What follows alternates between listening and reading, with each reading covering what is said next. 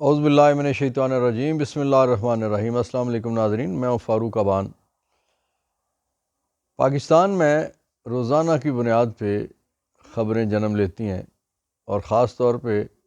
اس عرصے میں پچھلا جو 16 مہینے کا پی ڈی ایم کی حکومت کا جو ٹینیور تھا، اور اس کے بعد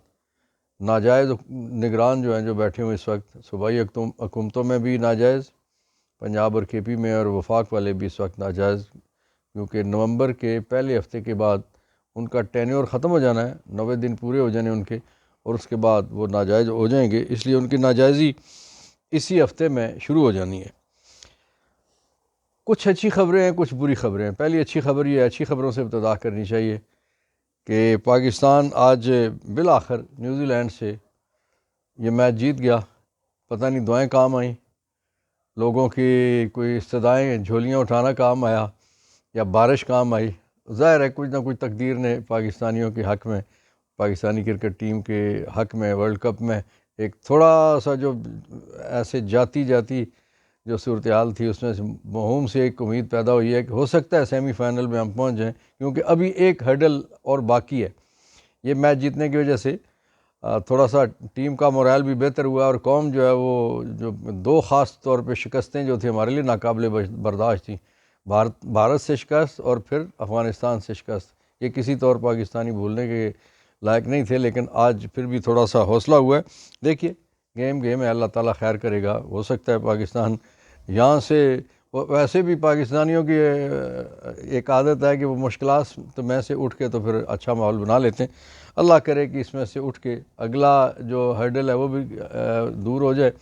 اور سیمی فائنل میں پہنچ جائے، اور فائنل بھی ہم جیتیں انشاءاللہ۔ ناظرین، جو بری خبریں ہیں وہ یہ ہیں کہ ان 2 دنوں میں پاکستان دہشت گردوں کے حملوں کی زد میں رہا۔ بلوچستان میں 14 جوان شہید ہوئے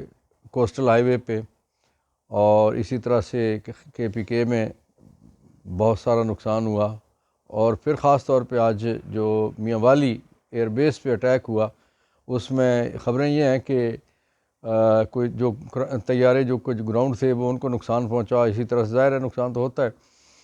تو لیکن جو 9 دہشت گرد تھے وہ پاک فورسز نے مار دیے، اور الحمدللہ وہ جو ایمبوش تھا وہ ناکامی سے دوچار ہوا، اور کوئی بڑا نقصان، جانی نقصان یا مالی نقصان اطلاعات کے مطابق ابھی تک نہیں ہوا۔ ناظرین، میں یہ سمجھتا ہوں کہ جو 2-3 چیزیں، پہلی بات تو یہ ہے کہ فلسطین کی جنگ، امریکہ، اسرائیل اور ہندوستان یوکرین میں ناکام ہوئے۔ انہوں نے ایک محاذ، کیونکہ انہیں ہر وقت ایک محاذ چاہیے ہوتا ہے، سرخیل ہے امریکہ، اور اس کی پیچھا جو ساتھ پھر دم چلے ہیں وہ اسرائیل ہے اور بھارت ہے۔ یوکرین میں انہوں نے بڑی کوشش کی روس کو انگیج کرنے کی، اور بھاری نقصان پہنچانے کی، معاشی طور پہ اسے بٹھانے کی، لیکن ایسا نہ ہو سکا۔ دنیا جو ہے وہ ان کے ساتھ، یورپ کے ساتھ اگرچہ اور امریکہ کے ساتھ کچھ ممالک کھڑے ہوئے، لیکن پوری دنیا ان کے ساتھ کھڑی نہیں ہوئی، اور اس وجہ سے یوکرین میں انہیں شکست ہوئی، اور اس شکست کے بعد پھر نیا محاذ جو ہے وہ فلسطین میں، اور حماس اور صہیونیوں کی جو لڑائی ہے، فلسطینیوں کی اور اسرائیل کی جو لڑائی ہے، اس میں نیا محاذ کھولا گیا، اور اس محاذ کو پھیلانے کی کوشش کی جا رہی ہے۔ اور میں یہ سمجھتا ہوں کہ جو اس وقت پاکستان میں دہشت گردی کے بہت بڑے واقعات اس تسلسل کے ساتھ ہونے شروع ہو گئے ہیں، اس کے پیچھے بھی بہت ساری چیزیں ہیں۔ ایک چیز کہنا میں ضروری سمجھتا ہوں کہ جو افغانیوں کی واپسی کے حوالے سے جو طریقہ کار تھا، اس میں اگر مزید احتیاط کی جاتی اور مزید وقت دیا جاتا تو یہ زیادہ مناسب تھا، کیونکہ اس وقت ایسا نہیں تھا۔ ہماری خوش قسمتی ہے کہ افغانستان میں موجودہ حکومت وہ ہندوستان کے ساتھ ہاتھ نہیں ملاتی۔ اس کی وجہ یہ ہے کہ ان کا نظریہ نہیں ملتا، وہ یہ سمجھتے ہیں کہ افغانستان پہ جو روسی اٹیک تھا اس وقت، وہ اس میں بھارت ان کے ساتھ تھا، اور اس کے بعد جو وہاں کمیونسٹوں کا، سوشلسٹوں کا جو جپھا مارا رہا انہوں نے سسٹم کو بھی اور ریاست کو بھی، اس میں بھارت جو ہے اس کا بہت کلیدی کردار تھا، اور پاکستان نے افغانیوں کا ساتھ دیا، ایران نے افغانیوں کا ساتھ دیا، لیکن بھارت اس وقت جو وہاں پہ قابض تھے اشرف غنی اور اس کے باقی جو اسے آگے پیچھے لوگ، وہ اس بنا پہ جو موجودہ طالبان کی حکومت ہے وہ بھارت کے ساتھ جانے کے لیے تیار نہیں۔ اگر خدا نخواستہ کوئی ایسا سلسلہ ہو گیا کہ پرو بھارت لوگ افغانستان میں برسر اقتدار آ گئے، تو پاکستان کے لیے مشکلات میں بے پناہ اضافہ ہو جائے گا۔ اس لیے اس وقت جو ہے دہشت گردی ہے اس کو اس انداز سے بھی دیکھنا چاہیے کہ جو افغانیوں کی وطن واپسی ہو رہی ہے، کیا اس کے کوئی مضر اثرات یا اس کا کوئی سیٹ بیک ہے یا کوئی ایسی صورتحال ہے۔ بہرحال نظریں اس پہ ہونی چاہیے ہمارے ان اداروں کی جو نظر رکھتے ہیں اور خبر رکھتے ہیں۔ ناظرین، الیکشن کے اعلان کے ساتھ ہی پی ٹی آئی پہ ایک دفعہ پھر دھاوا بول دیا گیا۔ سابق اسپیکر اسمبلی جناب اسد قیصر، ان کو ایک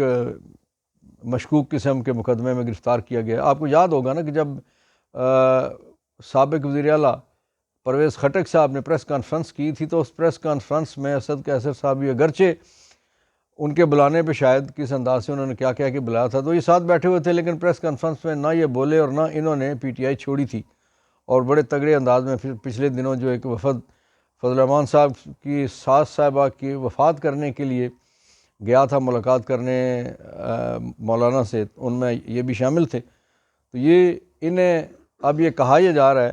کہ یہ جو بڑی گرفتاری ہے یہ بھی کسی پریس کانفرنس کروانے کے لیے یا کوئی انٹرویو کروانے کے لیے کی جا رہی ہے، لیکن بظاہر تو لگتا ہے کہ وہ تگڑے آدمی ہیں، نہیں ٹوٹیں گے، لیکن ان کے لیے دعا ہے کہ اللہ تعالیٰ انہیں حوصلہ دے۔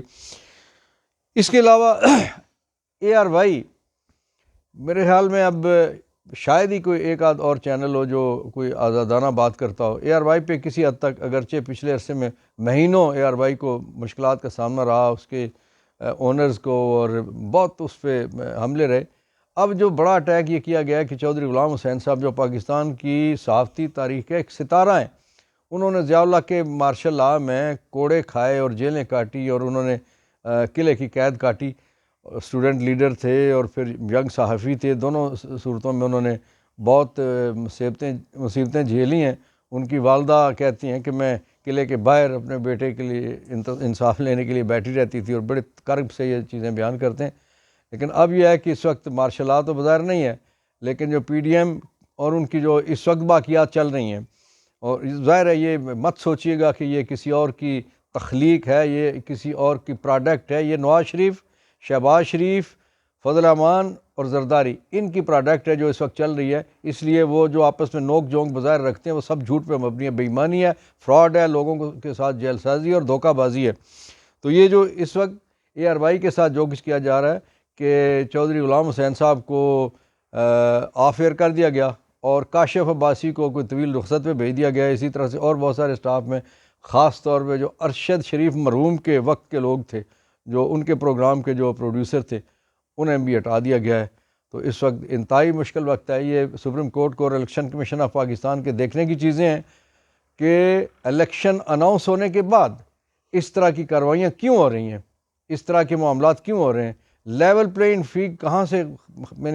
خاک رہ جائے گی؟ یہ تو پلینگ فیلڈ ہی بھی آپ باقیوں کو نہیں دے رہے سوائے نواز شریف اور اس کے واریوں کے۔ تو اس لیے یہ انتہائی زیادتی کی بات ہے کہ ایک جماعت کے جس کی اگر کوئی بات کرتا ہے تو اس کے لوگوں کو اٹھا لیا جا رہا ہے تسلسل کے ساتھ، اور ایک ہی چینل شاید رہ گیا تھا یا ایک آدھ کوئی چینل اور جو تھوڑی سی آزادانہ بات کرتا ہے تو ان کو بھی ڈرا دھمکا کے تو خاموش، اور وہاں جبراً میں ایسے لوگ بٹھائے جا رہے ہیں کہ جو لوگ انہیں سننا ہی نہیں چاہتے۔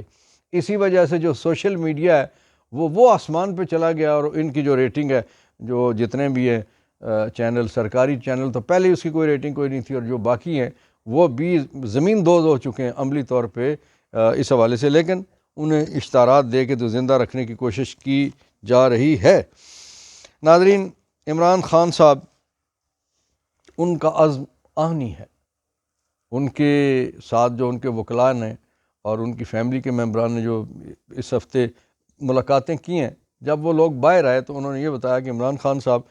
اپنی ہیلتھ کے حوالے سے بات نہیں کرتے، اپنی تکالیف کے حوالے سے بات نہیں کرتے،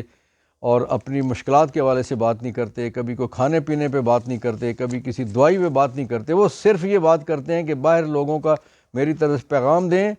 کہ میں تگڑا ہوں، میں کھڑا تھا، میں کھڑا ہوں، اور انشاءاللہ میں کھڑا رہوں گا۔ الیکشن کل بھی ہم نے جیتا تھا، الیکشن درمیان میں بھی ہم نے جیتے، اور انشاءاللہ آنے والا الیکشن بھی ہم جیتیں گے۔ تو یہ خان صاحب کی طرف سے قوم کے لیے پیغام آتا ہے، اور وہ بہت تگڑے آدمی ہیں، اور اگرچہ ان کے لیے بہت ساری مشکلات ہیں۔ جیو نیوز اور اس کے ہواری جھوٹ بولتے ہیں، جھوٹا پروپیگنڈا کرتے ہیں کہ 8 کمرے ان کو دیے گئے ہیں، 9 ڈاکٹر ان کے لیے ہیں۔ یہ 9 ڈاکٹر جو ہیں وہ مہینے میں جو وزٹ کرتے ہیں مختلف بیماریوں والے پورے اڈیالہ جیل میں، یہ ان کی بات کی جا رہی ہے، وہ صرف عمران خان صاحب کے لیے نہیں ہے۔ اور دوسری بات ہے کہ 8 کمروں کی جو بات ہے وہ سیل ہیں چھوٹے چھوٹے سزائے موت کے قیدیوں کے لیے، تو جو خالی کروا لی گئی ہیں۔ خان صاحب تو ایک سیل میں موجود ہیں۔ یہ الگ بات ہے کہ اب تھوڑا سا شاید انہیں کوئی چہل قدمی کے لیے یا وہ ورزش والی سائیکل ان کے پاس شاید اب پہنچ چکی ہو، تو بہرحال اس کے لیے بھی یہ ہفتوں مہینوں لگے۔ تو خان صاحب کا عزم تگڑا ہے، وہ کل بھی نہیں ٹوٹا، وہ آج بھی نہیں ٹوٹے گا، اور انشاءاللہ آنے والے کل بھی وہ کھڑا رہے گا۔ پاکستانی قوم کل بھی اسی کے ساتھ تھی، آج بھی اسی کے ساتھ ہے، اور انشاءاللہ آنے والے کل میں بھی اسی کے ساتھ رہے گی۔ پاکستان پائندہ باد، فلسطین زندہ باد۔